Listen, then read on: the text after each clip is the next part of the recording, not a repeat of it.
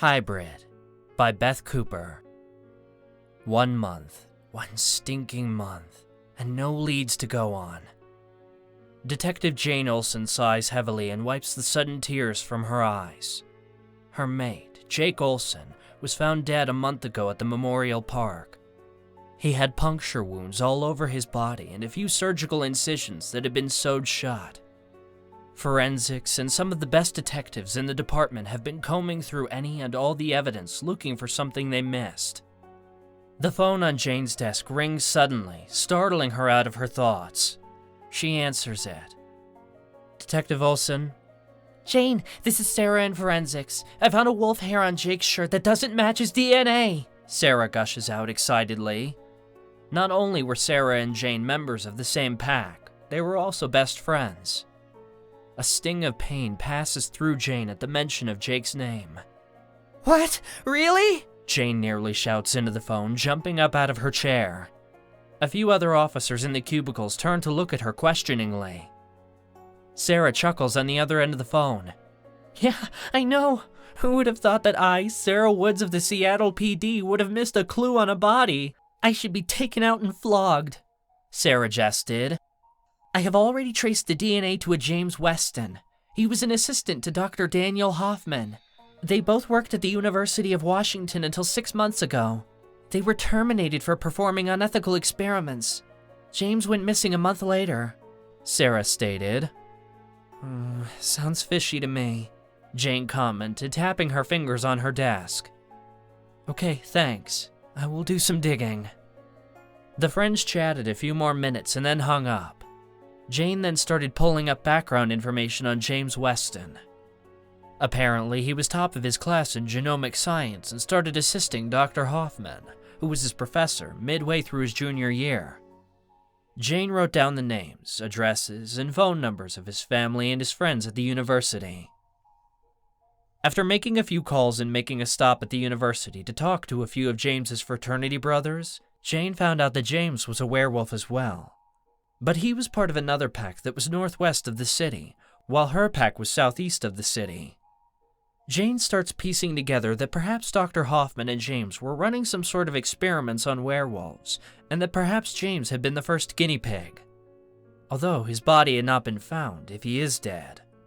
Jane then put in a few calls to a couple of detectives that owed her favors, asking them to dig into Dr. Daniel Hoffman's financial and professional records to see if anything popped up. She then goes to a cafe around the corner from the university to get a much-needed coffee.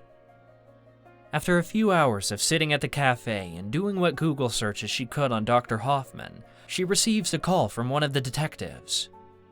He tells her that Dr. Hoffman had started receiving payments from a bank in Germany, and that he had used the first payment to buy an abandoned warehouse on the southern outskirts of the city.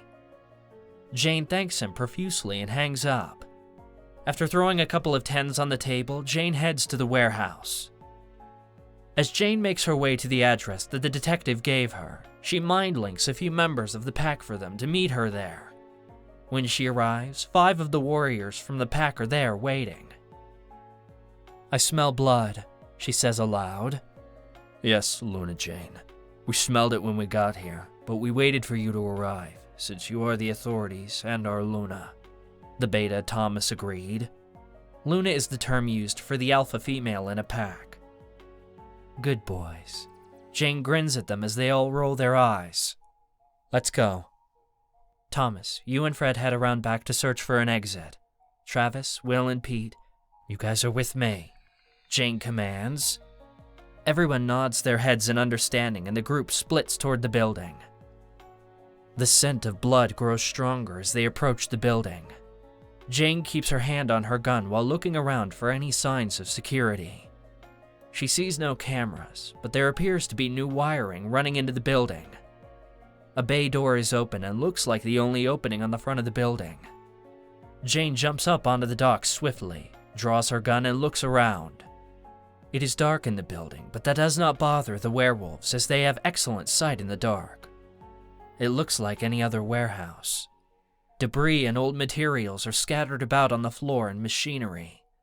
But a flicker of light draws Jane's attention to the right side of the building. She signals to the others to follow her. They nod that they understand and fall in step behind her. Jane makes her way down a hallway that is hidden behind an opaque curtain. The walls are clawed up and a few bullet holes are spread about. Above them, fluorescent lights flicker, some being damaged or hanging from the ceiling. There are a few bodies strewn in the hallway. They have claw marks on their faces and torsos. Jane steps carefully over them, continuing down the hall. Up ahead, the hallway takes a left. The group continues around the corner, Jane checking first to make sure it is clear. She motions for the guys to follow her and continues down the hall. A large window sits in the wall to their right a little ways down the hall. Jane looks in and sees a lab with blood splatter and some sort of chunks splattered on the back wall. "Shit," she whispers and hurries over to the open doorway. She looks around the room before stepping in to see that the lab is in disarray. Trays holding surgical tools and syringes has been knocked over. A gurney is thrown to the left of the room. Large machines are damaged, bullet holes dotting them. Then she sees the two dead bodies. They were clearly made to kneel with their hands zip-tied behind their backs. One of them is completely naked, probably having shifted back after the killing blow. His body is covered in scars and bruises, as well as a couple of darts in his torso. The other is a scientist, dressed in a white lab coat now soaked with blood. The wall is covered with blood and brain matter. The two appear as if they were shot execution style. Dr. Hoffman and James Weston, I presume, she sighs to herself. Then Jane hears a beeping. She realizes that they walked into a trap. "Everyone out as fast as you can! The place is going to blow!" she screams, turning to run for the door. Travis grabs Jane and tosses her over his shoulder like a sack of potatoes and sprints for the door, the other two men hot on his heels. Just as they make it out of the hallway past the curtain, an explosion rocks the building. They barely make it out of the bay door before the entire building explodes into a ball of fire and debris. Travis leans over to set Jane on her feet, only to realize that she has been hit in the head by some debris. There is a gash in her head that is bleeding profusely. Will and Pete gently lay their unconscious Luna down as Travis pulls out his phone and calls 911. Within seconds, sirens can be heard. Unbeknownst to them, a block down the road, two men wearing uniforms load the unconscious bodies of Thomas and Fred into a black, unmarked van, and then it speeds off into the setting sun. Purgatory by Beth Cooper. A low hum is the first thing that slowly crashes into Logan Cooper's mind. A steady buzzing like a hive of thousands of bees. Cold seeps in through his shirt, numbing his body as he slowly opens his eyes and then immediately closes them again against a blinding light. He blinks several times and then squints, giving his eyes time to adjust to the light. He pushes himself to sit up, realizing that the cold was coming from a tiled floor. The wall wasn't much better. He looks around to realize that he is on a bathroom floor, the porcelain throne inches from him. The walls are a sickly yellow color with the typical writings of teenagers with permanent markers. Mark was here, one reads, while another is initials written in a heart. Kids these days don't respect others' property, he thought to himself, dropping his head and shaking it. He then notices that the clothes he has on do not belong to him, and worse still, they are smeared with blood. He quickly feels his head and pulls up the shirt, checking for any kind of wounds. There are none as far as he can tell. What the hell is going on? He asks no one in particular. Of course, there is no response. The bathroom is empty, save for a fly buzzing around. As he tries to stand up, his head threatens to explode under the effort. A moment of dizziness has him steadying himself against the wall. After a minute or two, his head stops spinning and he finds a leather jacket hung on the coat hanger on the stall door. He quickly puts it on, zipping it up to hide the blood smears. He unlocks the door and steps out, noticing that the bathroom looks like it has been neglected for quite a long time. Barely any light comes in through the window as it is covered in thick dust, almost the color of sand. A few dry twigs are stuck in the corner of the window.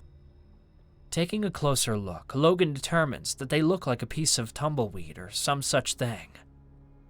He goes to his sink and looks at himself in the mirror. His eyes appear to be sunken in with dark, puffy bags under them.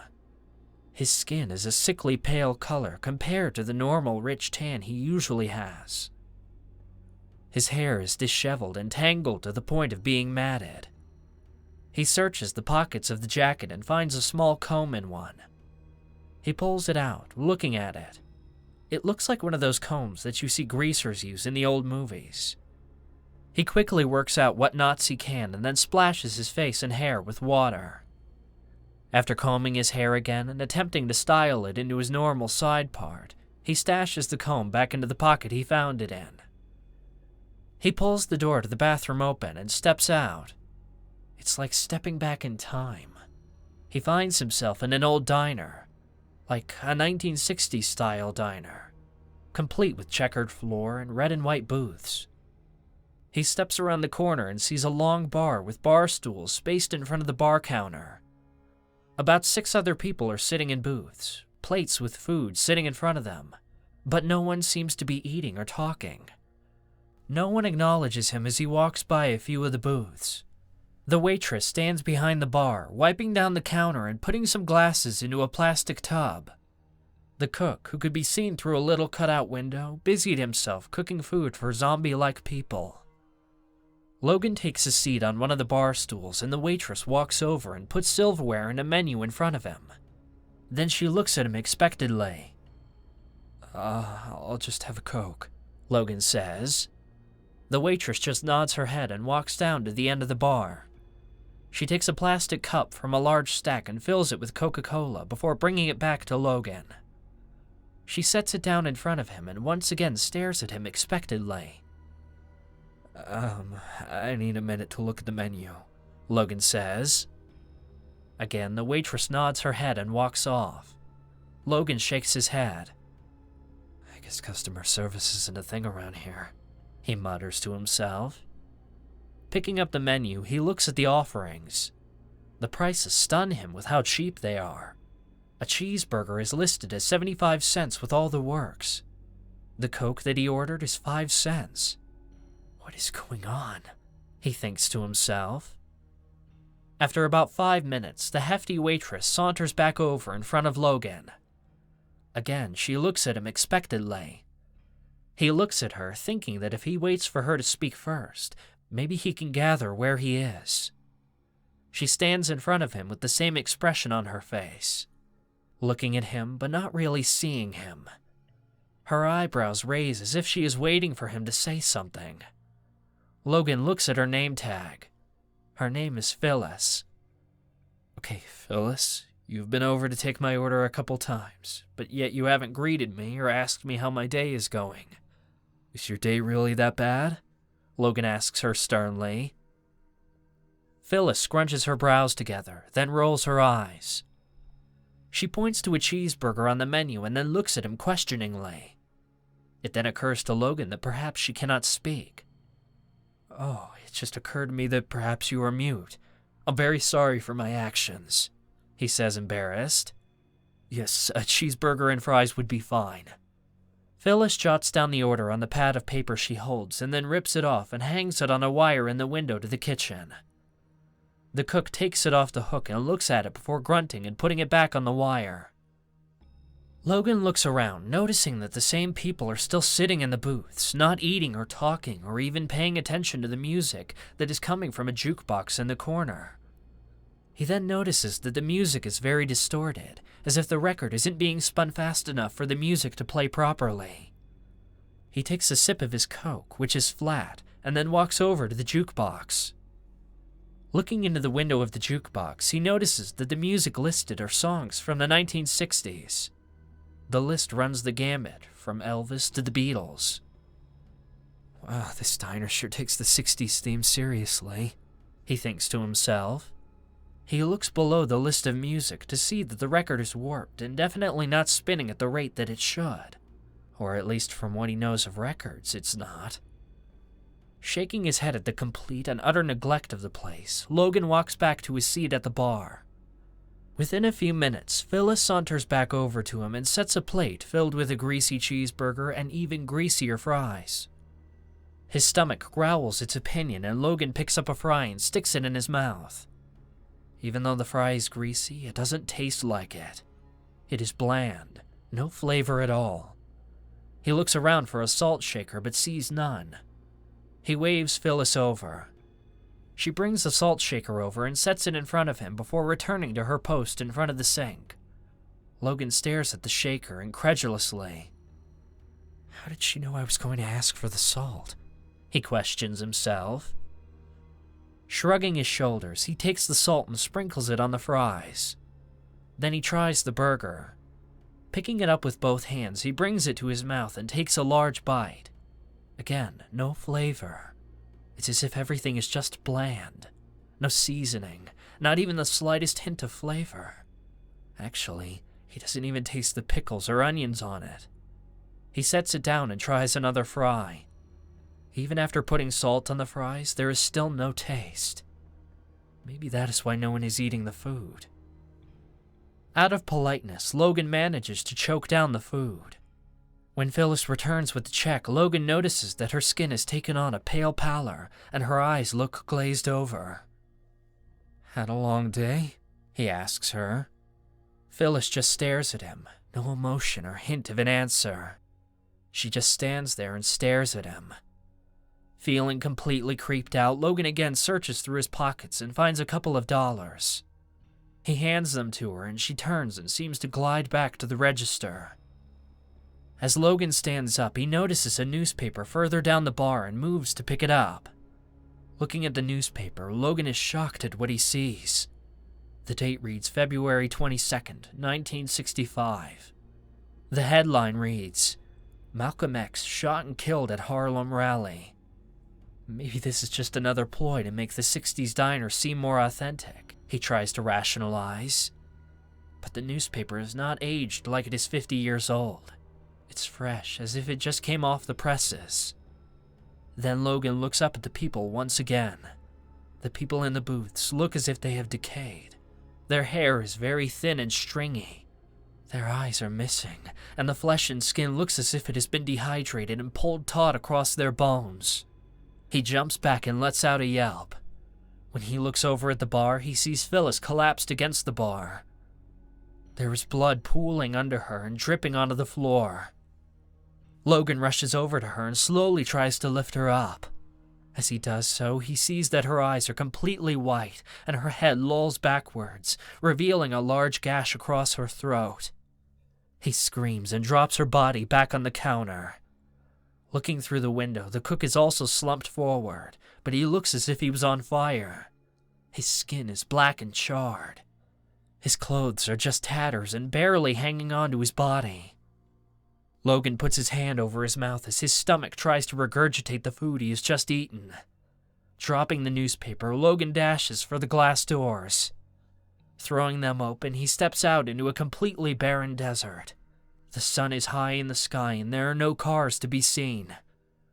He runs to the end of the building and starts vomiting up the greasy food. After recomposing himself, Logan looks at the dusty building. It is decrepit and falling apart. A strong wind blows across the desert, knocking off some of the glass awning, nearly impaling him. He jumps back at just the last second. Logan decides that he cannot stay here another second. He begins walking down the road, tying the leather jacket around his waist. The further he walks, the weaker he begins to feel. The sun does not seem to be going down, even though he has been walking for a few hours. Finally, he feels so weak that he decides to sit off to the side of the road. He puts his hands behind his head and lays back, thinking that a little nap will help. A low hum is the first thing that slowly crashes into Logan Cooper's mind.